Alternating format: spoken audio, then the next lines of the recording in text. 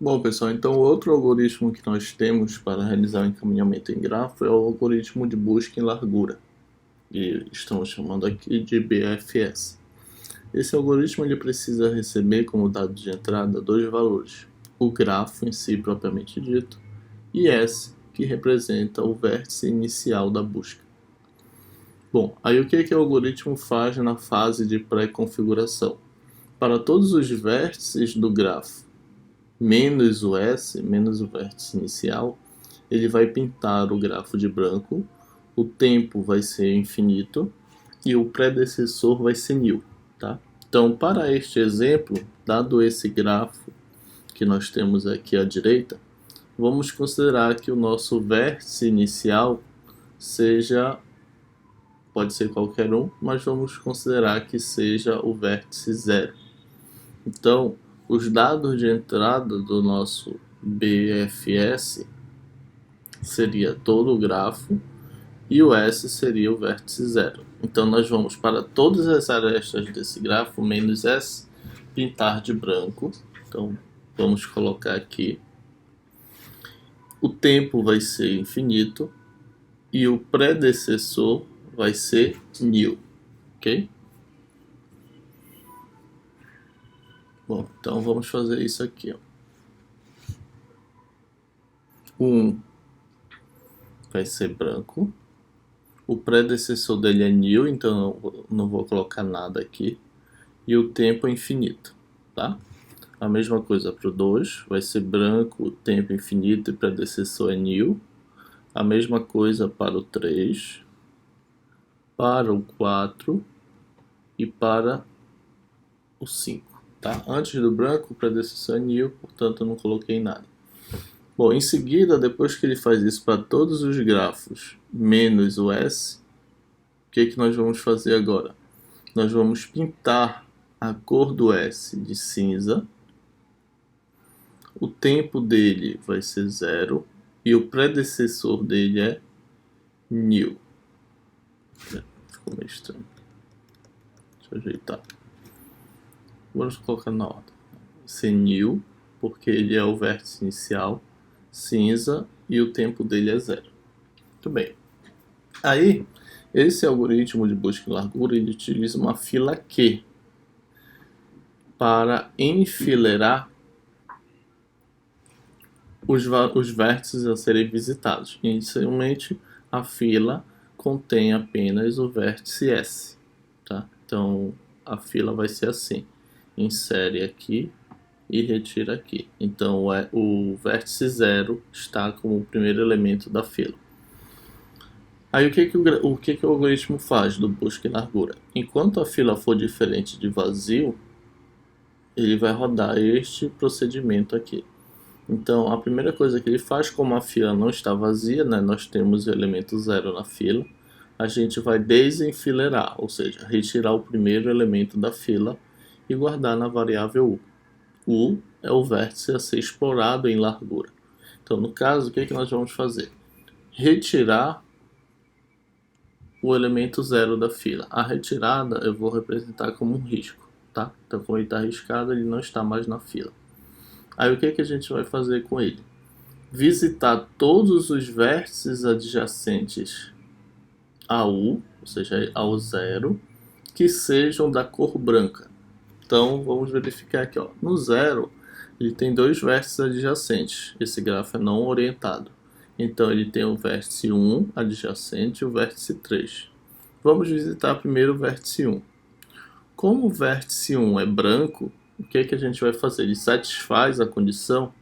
A gente vai mudar a cor desse vértice 1 para cinza. Vai acrescentar o tempo dele igual ao tempo do vértice anterior a ele, que era 0, mais uma unidade, e vai dizer que o predecessor dele é o vértice 0. Então vamos fazer isso. O predecessor dele é o vértice 0, a cor dele é cinza, e o tempo dele é igual ao tempo do vértice 0 mais 1, ou seja, 1. E vamos colocar o 1 na fila. Então, 1 fica aqui. Agora nós vamos para o próximo vértice adjacente que seja da cor branca, que é o 3. É o próximo vértice adjacente a 0, ok? É o 3. Então o que a gente vai fazer com 3? A gente vai dizer que o predecessor dele é o 0. Vamos pintar da cor cinza e vamos adicionar o tempo dele igual ao tempo do vértice U, ou seja, do 0, que vale 0 mais 1. Então o predecessor dele é o 0. Vamos pintar de cinza e o tempo dele é igual a 1, tá? E vamos colocar ele na fila, então ele fica atrás do 1. Até dar um espaço maior aqui. Colocar ele na fila, por aqui. Ok. Depois que nós terminarmos de visitar todos os vértices adjacentes a 0, a gente pinta esse vértice na cor preta. Então o vértice 0, que era cinza, agora vai ser preto. Então vamos apagar aqui. E pintar de preto significa que ele terminou de ser explorado. Agora a gente volta para o nosso while e verifica se a fila é diferente de vazio. Observe que sim, nós temos 2 elementos lá. Então o que a gente vai fazer? Rodar tudo isso aqui novamente. Então a primeira coisa que a gente vai fazer é desenfileirar, ou seja, retirar o primeiro elemento da fila. Significa que agora o nosso U é igual a 1. Então o que a gente tem que fazer a partir do vértice 1? Verificar todos os seus vértices adjacentes na cor branca. Percebam que o vértice 1 ele tem 3 vértices adjacentes: o 0, o 2 e o 3. Mas desses 3 vértices, apenas um satisfaz a condição, que é ser branco, que é o vértice 2, uma vez que o vértice 0 é preto e o vértice 3 atualmente é cinza. Então eles não satisfazem o nosso if. Então o único vértice adjacente a 1 que satisfaz a condição de ser na cor branca é o vértice 2. Então ele é o único vértice que vai ser explorado. O que a gente vai fazer com o vértice 2? Pintar para a cor cinza, informar que o predecessor dele é o vértice 1 e dizer que o tempo dele vai ser igual ao tempo do vértice 1 mais 1. Então vamos ajustar esses 3 valores.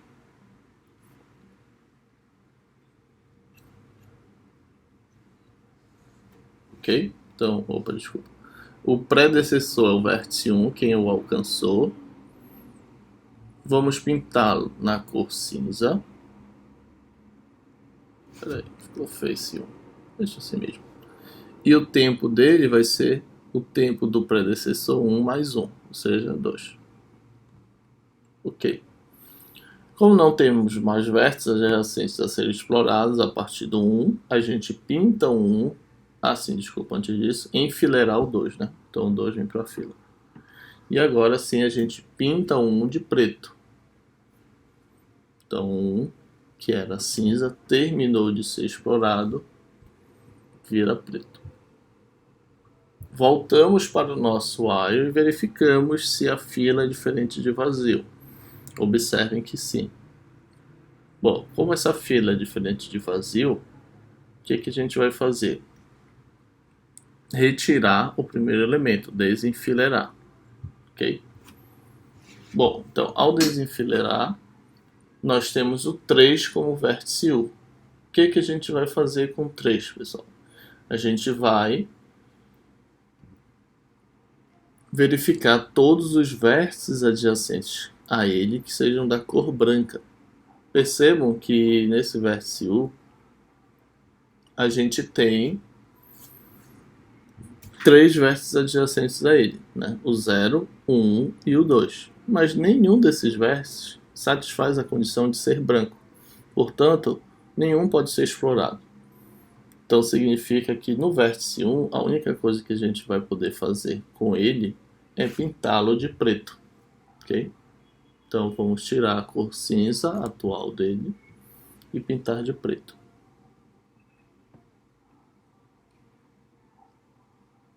Muito bem. Aí voltamos para o while e verificamos se a fila ainda é diferente de vazio. Percebam que sim, né? Nós temos o elemento 2 aqui. Então significa que deste elemento 2 nós vamos desenfileirar e ele será o nosso vértice 1.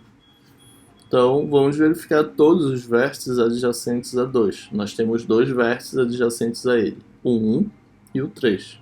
Porém, nenhum desses dois vértices satisfaz a condição de ser da cor branca. Portanto, nós não vamos poder realizar a coloração, a atualização do tempo e nem encontrar o predecessor para enfileirar esses vértices, né? Esses procedimentos do if não podem ser realizados porque nós não temos nenhum vértice que satisfaz a condição de ser da cor branca. Portanto, o que a gente vai fazer com o vértice 2? Apenas pintá-lo de preto. Então vamos aqui atualizar a cor do vértice 2 de cinza para preto. Ok?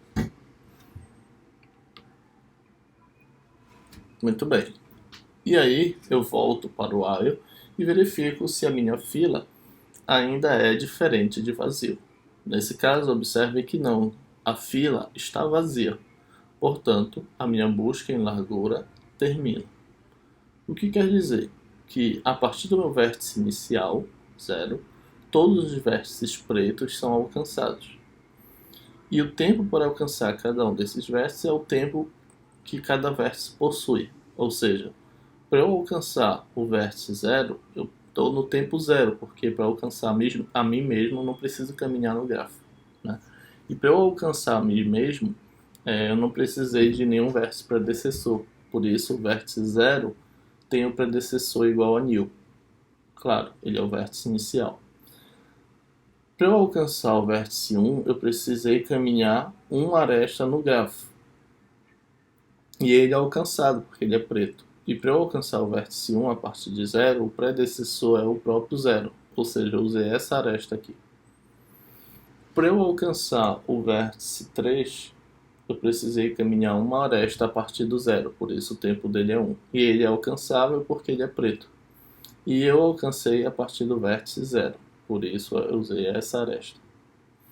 A partir do 0, para eu alcançar o vértice 2, eu precisei caminhar em duas arestas, por isso o tempo dele é 2. E ele é alcançável porque ele é preto.